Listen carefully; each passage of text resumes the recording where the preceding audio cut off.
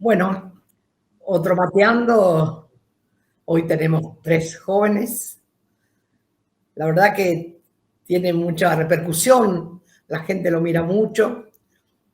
Este cambio que hicimos ha sido muy favorable. Yo estoy muy orgullosa de la juventud con la que me he entrevistado, que me han entrevistado, porque la verdad que saben un montón, trabajan un montón y me da mucho orgullo, me da mucha esperanza, ¿no? Así que espero que también este mateando de hoy, que somos 3, tenga también mucha repercusión. Así que bienvenidos a este mateando, chicos. Gracias por anotarse. Gracias, Eve. Dale. Bueno, Eve, ¿cómo estás? Para mí es muy importante este momento, compartir con vos, con los compañeros. Bueno, la primera pregunta que te quería hacer era, ¿cómo te trata el encierro en pandemia? ¿Escribís, lees, dibujás, cocinás, te conectás con las plantas, preparás tu programa de radio, la palabra para la marcha virtual de los jueves? ¿Estás con ganas de volver a la plaza? Bueno, las ganas de la plaza son... Eso es todos los minutos del día. Pero en realidad he pasado... La pandemia no me ha afectado porque tengo tanto trabajo y hablo tanto, hay tanta gente que me llama, que viene. Al principio no, porque estaba más sin la vacuna con más cuidado, pero ahora estoy dedicada todo el día al trabajo y a esto que hago, que es mi vida. Así que no, sí, tengo plantas, tengo un jardín grande, me gustan los pájaros. Cuando estoy un poco cansada, me gusta tirar un poco de pintura arriba de un papel, o escribo, o leo mucho para formarme, porque uno se tiene que formar todos los días para hacer política, todos los días tiene que leer algo de lo que decían los que estaban antes. La poesía también me gusta mucho, dice muchas cosas la poesía. Así que no puedo decir que me empezó, ¿no? Para nada. Al contrario, me siento muy acompañada, siento que es útil lo que hacemos las madres. Los veo a todos los jóvenes, que estoy tan orgullosa de ustedes, que me siento como tranquila y esperanzada del futuro, ¿no?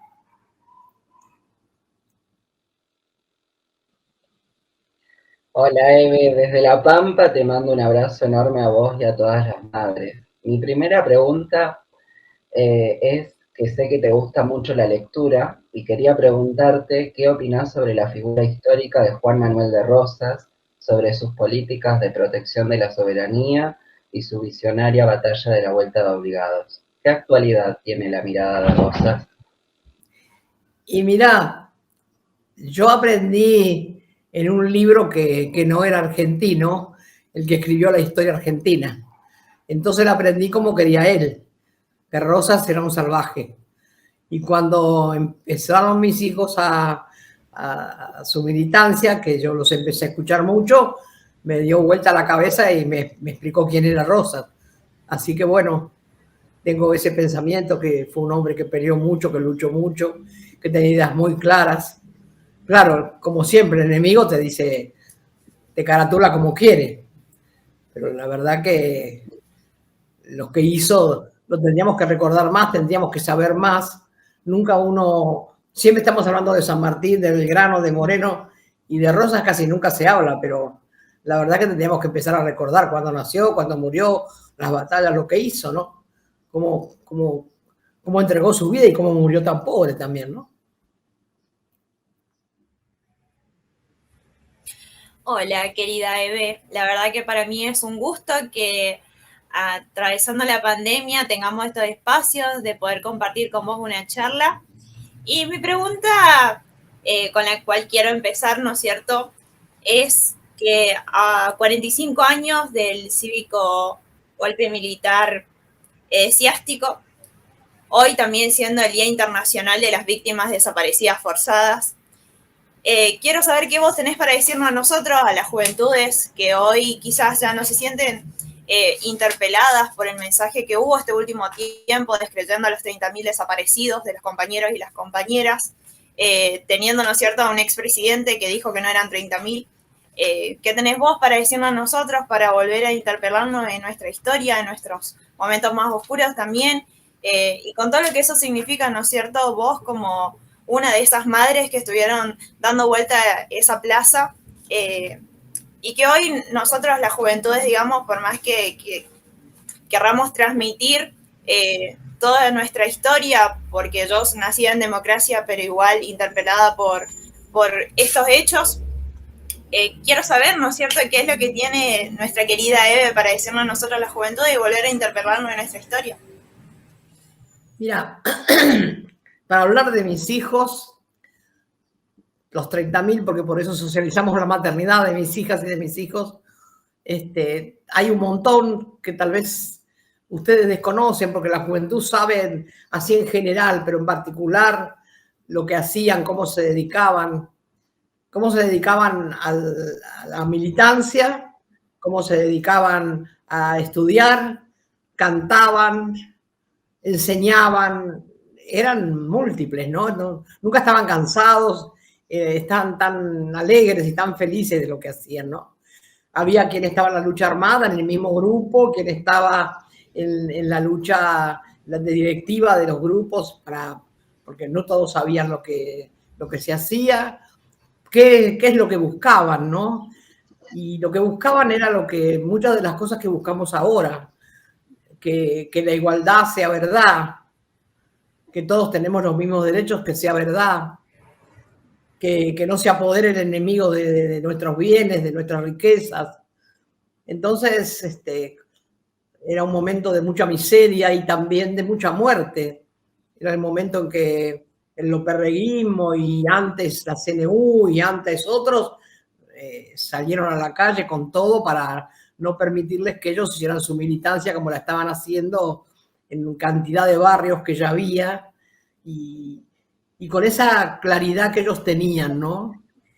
Porque para ellos la solidaridad, para ellos la igualdad, por supuesto, para ellos el no traicionar los principios, las bases, los principios, la lealtad, era la base de lo que hacían, ¿no? Cuando ellos empezaron a organizar desde muy chiquitos, porque en la secundaria ya tenían hasta el teatro era comprometido, la poesía era comprometida, la poesía enseñaba todo el tiempo, el teatro también, hacían obras de teatro, y tuve la suerte enorme, increíble, que mis hijos me contaran y me hablaran y me explicaran lo que estaban haciendo, ¿no? Por eso pude entender todo lo que ellos hacían y por qué lo querían. Y bueno, mi casa estaba siempre llena de gente que se quedaba o venía a comer. Y ellos también me fueron enseñando cómo era, ¿no? Cómo era la solidaridad. Porque uno siempre se cree que la solidaridad está bien como la hace. Y bueno, y se siente que es así. Y entonces ellos empezaron a decirnos que la ropa usada eso hacían los ricos, regalar lo que ya no usan más. Pero que la verdadera solidaridad es dar lo mejor que uno tiene o compartir lo mejor que uno tiene. Y eso a mí me golpeó mucho la cabeza, porque yo me creí que hacía bien, dando la ropa, que la lavaba, la planchaba, pero la que ya no usábamos nadie. Y él me dijo, no, mamá, si no la usamos nosotros, tampoco la van a usar los pobres. Hay que darle lo mejor que tenemos. Si vos compras uno para mí, uno para Raúl, bueno, dividimos, compramos también uno para los otros. Y entonces empezó a darme la cabeza golpes muy fuertes, porque uno tiene que cambiar de parecer, cambiar de opinión. Vengo de una familia de trabajo, mi papá fue muy explotado, éramos pobres, pero una pobreza digna. Ahora la pobreza es indigna porque hay hambre, porque hay una pobreza muy, muy marginal. Y entonces en ese momento que estaban ellos y ellas, era también esa pobreza así descarnada, ¿no? Y los chicos sufrían mucho y no querían. Y también pensaban que esto de que no tengamos la misma posibilidad de estudiar, Porque cuando hay un pibe que sale a robar para comer, enseguida la policía los mata por la espalda y dice, está bien que los maten a todos. Y resulta que los culpables de que el pibe robe somos nosotros, que no fuimos capaces de hacer algo para que todos tengamos la misma oportunidad. Y entonces hay como un pensamiento de la gente muy fácil, muy terrible, muy necio y muy criminal. Entonces se matan a un mapuche, nadie hace una marcha, pero matan a un pibe que de la sociedad y entonces todo el mundo sale a la calle. No es que el pibe no se lo merezca, pará, pero es terrible eso. Cuando mataron a este pibe que mataron de 25 de mayo y mataron al mapuche, la gente salía por él. Por el mapuche nadie se acordó, ni nadie lo recuerda, ni nadie dice que lo mataron. Ese uno, mataron un montón. Y entonces es muy doloroso eso. Y con los pibes, con los barrios, con todo, cuando ellos iban, venían y me contaban cómo hay que trabajar para la igualdad, cómo hay que... Y bueno, eso es para hablar muchos días, ¿no? Porque no, qué sé yo, cuando viene alguien a comer, uno que hace más comida. En todas las casas, si viene alguien que el hijo te dice, mamá, va a venir Juan, Pedro, el otro, o tu hija, y bueno, no, mamá, no, más comida no hay que hacer, hay que compartir lo que hay. Ya te dan otra patadón. Y todo así, era minuto a minuto que vos ibas. Es un aprendizaje minuto a minuto. Y la verdad que lo que hicieron con ellos fue una masacre, que el pueblo cayó, un pueblo silenciado, un pueblo que decía yo no vi, no sé nada, y al lado habían entrado por los techos, roto todo, masacrado a la gente y la gente estaba muerta de miedo. Primero consintió que se lo llevaran, decía bueno que los maten a todos, como dicen ahora con los pibes de los barrios, y después decía que no vio. Y eso fue lo que hizo el tremendo horror de que llegaran a, no sé, nunca se sabrá cuántos miles, 30.000 y más, porque nunca vamos a saber cuántos.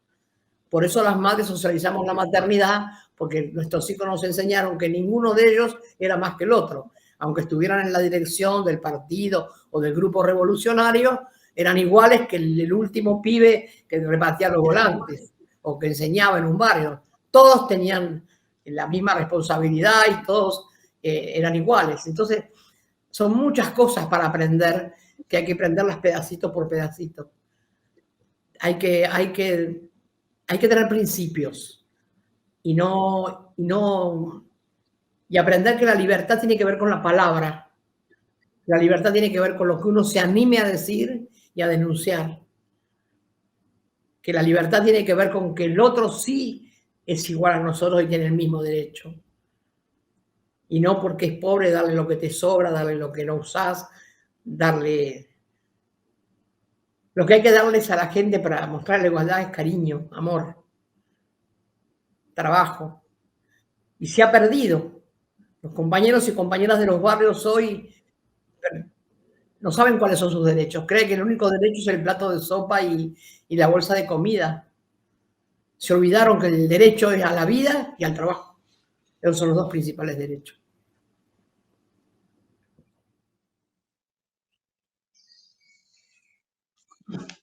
Bueno, Eve, te quería hacer esta pregunta. Leí en un libro sobre la historia de las madres que la última vez que viste a Azucena, ella te entregó un poema de Benedetti llamado Hagamos un trato. ¿Cómo viviste ese momento? ¿Qué sentiste cuando lo leíste? ¿Cómo era tu relación con ella? Mirá, teníamos una relación muy... Esther, Azucena y yo éramos muy compañeras. Mari trabajaba más con la iglesia del Tercer Mundo, estaba más en Santa Cruz. Era también una compañera que venía siempre a la plaza. Pero nosotras tres éramos muy compañeras. Imagínate que nosotros, cuando ella me regala eso y yo le regalo, porque empezó todo porque le digo, te quiero comprar algo. Dice, bueno, comprame quería para guardar los documentos y todas esas cosas. Y le compré lo que ella me pidió. Y ella entonces me regaló eso. Pero era un momento horrible de las madres. Habían secuestrado al día antes a las compañeras. Estábamos tratando, yo decía, bueno, no saquemos la solicitada. O sea, sí, hay que sacarla. Porque se la llevaron por la solicitada. Se la llevaron para que no saquemos la solicitada, así que la tenemos que sacar sea como sea. Entonces, en ese momento, lo que ella me regaló, nada, ni nos dábamos cuenta, porque estábamos trabajando, primero porque habíamos juntado el dinero en moneda muy chica y el banco no lo quería, teníamos que cambiarlo, el Clarín era, el Clarín no lo quería, tuvimos que ir a cambiarlo al banco, contar de nuevo todo ese plata, que era todo plata chiquita, y la solicitada costaba como 2 casas o 2 departamentos. No te creas que Clarín te la daba. Y tenía 20 padres, tenían que firmar y poner la dirección y llevar certificado de buena conducta. Tampoco la solicitada sabía así nomás. Y yo decía, bueno, no hagamos más. No, decía, o sea, hay que hacerla. Y así que después, cuando al otro día, el día que sale la solicitada, el 10, se la llevan a ella, ahí empezó a tener sentido eso que ya, ese policía que ya me había regalado. Y eso me golpeó duramente, porque todavía al otro día y al otro, sin pensar que las iban a matar, creíamos que las iban a devolver. No pasó por la cabeza nuestra que la Marina fuera tan asesina de violar, torturar y tirar vivas al río a 3 madres, ¿no? Indefensas tremendamente. Es la única organización que padeció tanto persecución. Las madres hemos sido perseguidas todo el tiempo. Después de eso y siempre. Pero eso fue lo peor que nos pasó, porque esas 3 compañeras no volvían, y me acuerdo que el marido de Azucena quiso ir a la embajada de Estados Unidos, habrían pasado 10 días más o menos que se las habían llevado, y el embajador, buen maldito, dijo, ustedes ya tienen sus primeras mártires, así que fíjate cómo ellos sabían todo y participaban de todo. Por eso hay que tenerle tanta desconfianza a los yanquis, tanta, hacen tantas cosas, tan malditos son, matan tanto y nadie les reclama nada, matan, y bombas atómicas, invaden países. Es el país que más invasiones ha hecho, pero lo seguimos viendo como el ejemplo. Queremos que los chicos vayan a Miami, queremos que los chicos vayan a Disneylandia. Es una huevada eso que no te cuento. Seguridad vial y derechos humanos. ¿Qué opinan las madres sobre la siniestralidad vial, entendida como fallas o imprudencias humanas evitables, que por año en Argentina se llevan entre 6.000 y 8.000 muertes? ¿La falta de políticas públicas representa una violación a los derechos humanos de la población? Mira, la violación más grande de los derechos humanos es el hambre, que mata mucha más gente, que a mí me preocupa mucho más el hambre que la gente que matan. No es que no me preocupe lo que matan en la ruta, pero me parece que a veces es también la imprudencia de las personas. Eso pasa mucho, porque yo a veces veo cómo van a toda velocidad, cómo se rozan, como esa violencia que hay en el tránsito, que no tiene que ver con el Estado. A mí me preocupa lo que sí tiene que ver con el Estado, ¿no? El Estado tiene que ver con el hambre, tiene que ver con la desocupación, tiene que ver con el mirar para otro lado. Sí, los accidentes viales son terribles, se muere mucha gente, pero muchas veces es por la imprudencia, por la velocidad, el Estado no tiene la culpa por lo menos es como lo veo yo, ¿no?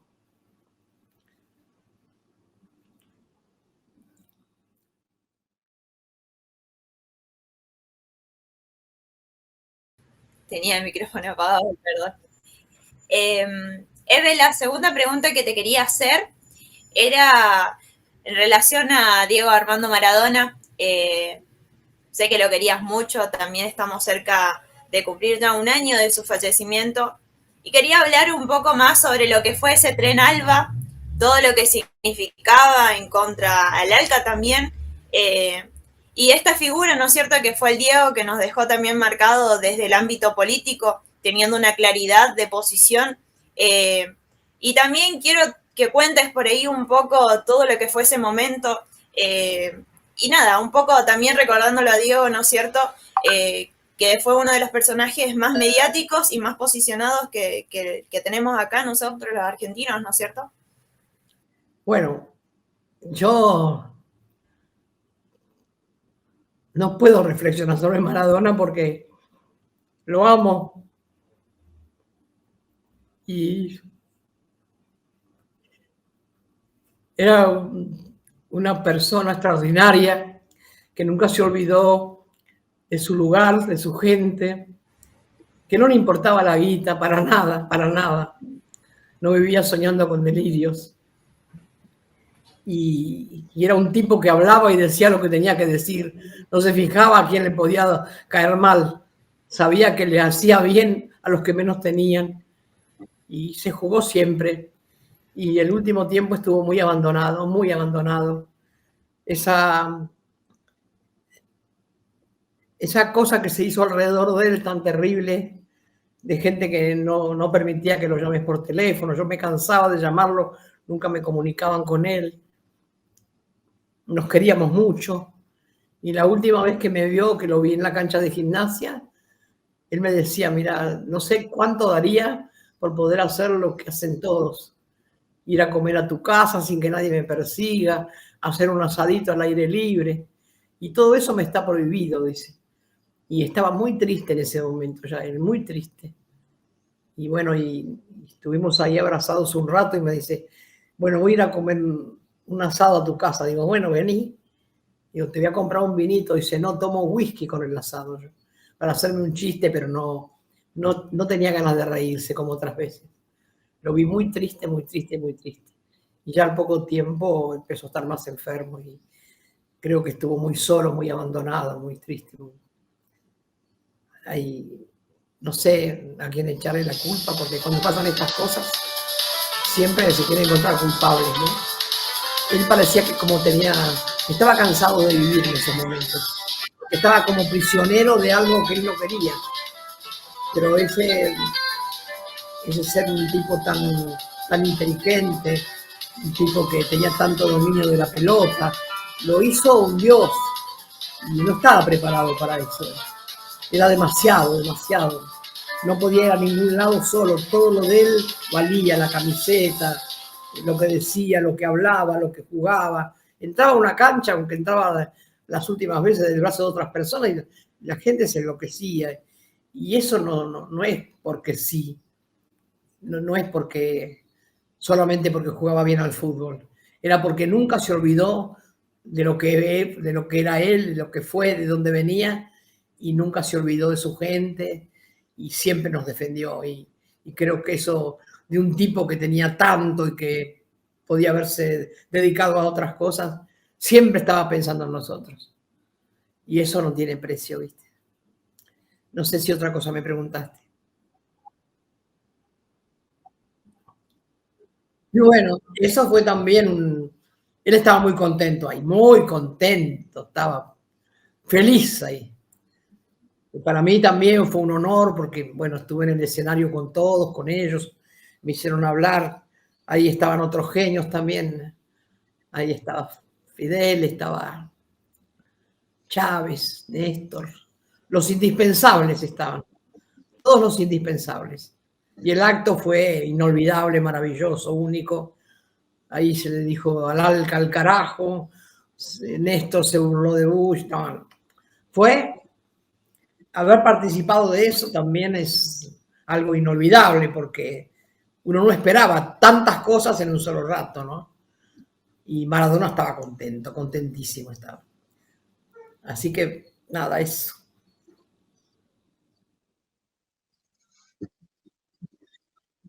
Bien.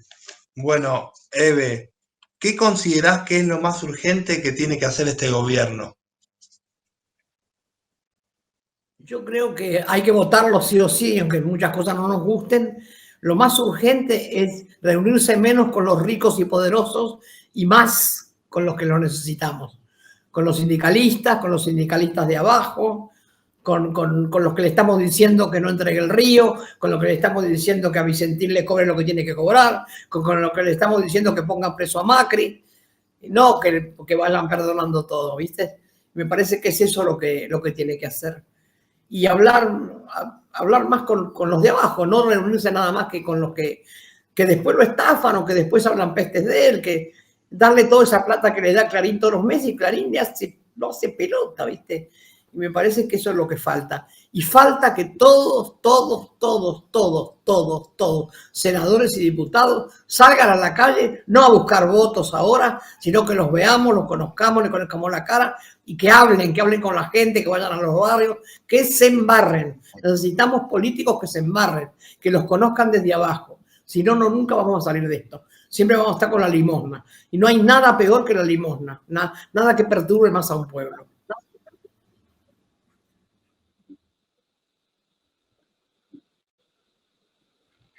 Eve, el tema del monotributo y los trabajadores precarizados, como enfermeres, porteres, que desde hace años prestan servicios y no se los pone en blanco. ¿Qué opinan las madres sobre este tema? Y nosotros de entrada fuimos las que hicimos los murales para agradecerles, porque todavía sentimos hoy que no se les agradece. Nunca le vamos a terminar de agradecer lo que han hecho, eso está de lleno, porque no sabemos. Que los enfermeros que hayan estudiado en la universidad no se han reconocido es otra vergüenza, pero eso pasa en la ciudad, eso es la reta, y es una vergüenza total lo que hacen. Y el sueldo que tienen es miserable, y no es porque yo pienso que con la plata le vas a pagar lo que hacen, no hay plata para pagar lo que han hecho los médicos, los enfermeros, las que lavan los pisos, los camilleros, los choferes, las que atienden la puerta, el teléfono, todos. Porque todos arriesgaron su vida cuando no había vacunas, en la puerta que atendían que pase uno y estaba enfermo y lo contagiaba, la bióloga, la doctora, el médico, los terapeutas, los terapistas, los que le hacen masaje, todos estaban entregando su vida sin ninguna protección, más que esas máscaras que a veces no las podían cambiar porque no había para cambiarse a cada rato. Lo que han hecho nunca se lo vamos a pagar. Y me da mucha vergüenza que todavía tengan que estar reclamando, como a veces paran los compañeros para reclamar un sueldo mínimamente digno, Porque hoy para vivir una familia de 4 personas, lo mínimo que precisa son 100.000 pesos, lo mínimo. Y si no, que me hagan la cuenta. Porque esto de que haya comida para pobres y para ricos me parece horrible. Que haya góndola para ricos y para pobres me parece tristísimo. No le podemos hablar de igualdad. La Constitución entonces es una mentira, tenemos que hacerla de vuelta.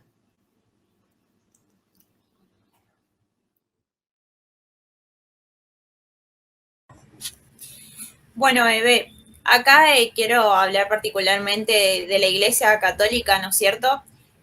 Conocemos a su historia en su momento más oscuro, la Iglesia como una encubridora. Pero yo más puntualmente quería preguntarte, ¿no es cierto?, cómo fue esa visita en el Vaticano teniendo a nuestro Papa, digamos, a Francisco Bergoglio, y cómo ves vos hoy a la Iglesia Católica en esta modernidad, ¿no es cierto?, en lo contemporáneo, ya que tenemos mucho, ¿no es cierto?, dentro de esas organizaciones de la Iglesia, de los cultos en general, la antipolítica, el desprecio, ya ni siquiera vemos la sororidad, digamos. Nada, quería escucharte. No podemos hablar de la Iglesia en general porque hay cantidad de curas del tercer mundo que hay que estudiar su historia. Hay cantidad de obispos y sacerdotes que dieron su vida y fueron asesinados por lo que hicieron. Y acá tenemos a Angelelli, Ponce de León, más los curas. Hay 125 curas del tercer mundo asesinados. Las 2 monjas francesas que nos acompañaban a las madres eran de la Iglesia y venían a acompañarnos cuando nadie venía. Y los curas del tercer mundo, el padre Paco, lo que trabaja, madre mía de mi alma, no duerme ese hombre. Está flaco como un palo, pero él siempre piensa en los demás. Una cantidad que hay de sacerdotes que trabajan un montón del tercer mundo y los sacerdotes de opción por los pobres, los sacerdotes casados. No podemos hablar de la Iglesia en general. Entonces, sí, hay una parte de la Iglesia que facha, y hay una parte que no, que es progresista, que quiere lo mismo que queremos nosotros. Y entonces, como yo no quería ir por esto que vos hablás, que yo pensaba como vos, que solo que yo conocía a algunos sacerdotes del tercer mundo que conocían mis hijos, porque a mi hijo se lo llevan junto con el cura del barrio, porque ellos trabajaban en un barrio con un cura revolucionario. Y cuando se lo llevan a mi hijo, se lo llevan también al cura. Así que conozco bien eso, pero lo conocí después, porque al principio yo también pensaba. Y como con Bergoglio yo había tenido algunos problemas, porque las madres habíamos tomado la catedral y como la tomamos por todo el día, él nos cerró los baños. Y entonces las madres, que somos un poquito atrevidas y pensando que teníamos que ir al baño y que si no había un baño no nos podíamos quedar todo el día, a mí se me ocurrió armarle un baño atrás del altar de la catedral. Adentro de la catedral, atrás del altar. Con unos trapos que me trajeron unos chicos y unas chapas. Y se armó un lío bárbaro con eso. Porque imagínate, como una falta de respeto hacer pis en la catedral. Bueno, así quedamos con Bergoglio, enojados. Cuando él asumió y me empezaron a contar la gente de los barrios que Bergoglio era el primero que iba cuando se inundaba, que venía en el micro, que nadie sabía que era él, que era el obispo, venía con botas, con una capa amarilla y paraguas, y se embarraba y se quedaba con ellos toda la noche. Y yo dije, bueno, entonces hay dos personas que uno no conoce. Y me llamaba, siempre me decía que tenía que ir, que teníamos que hablar, y bueno, hasta que un día me dijo que si quería ir tenía una entrevista tal día y fui. Fui con una médica, porque yo tenía que ir con médico, y fuimos 3 personas. Y la verdad que para mí fue toda una sorpresa, porque primero me recibió, ni bien llegué, no me hizo esperar un minuto, llegamos un rato largo antes. Afuera habían venido un montón de compañeros italianos que hacían el grupo de madres en Italia y estaban afuera y me preguntó quiénes eran. Le dije que eran mis compañeros, que pasen todos. No les pidió documentos, nada, entraron todos con cámaras a sacar fotos. Fue una cosa, ya eso para mí, digo, bueno, qué confianza que nos tiene. Y cuando empezamos a hablar, le dije, mira, perdón, Santo Padre, le digo yo, o Francisco, como quieras, le digo, pero primero tenemos que arreglar el problema que tenemos, porque yo estaba muy enojada con vos. Bueno, dejá porque todos nos equivocamos. Digo, no. Perdón no te voy a pedir porque no me gusta pedir perdón, pero te voy a pedir disculpas. Uno a veces se excede y hace cosas que a lo mejor no están bien. Dice, mira, vamos a dejarlo así, porque todos en la vida nos equivocamos y a veces nos equivocamos mal. Así que para mí eso fue también muy fuerte. Como yo no sabía cómo empezar, porque me había escrito un cuaderno, le iba a dar el cuaderno. Y dije, no, queda mal que le dé un cuaderno, queda horrible. Pensé en 1000 cosas hacer. Lo único que no quise hacer es hablar de las madres, porque yo quería ir a hablar del país, de lo que nos estaba pasando, que era muy terrible, porque era cuando estaba Macri.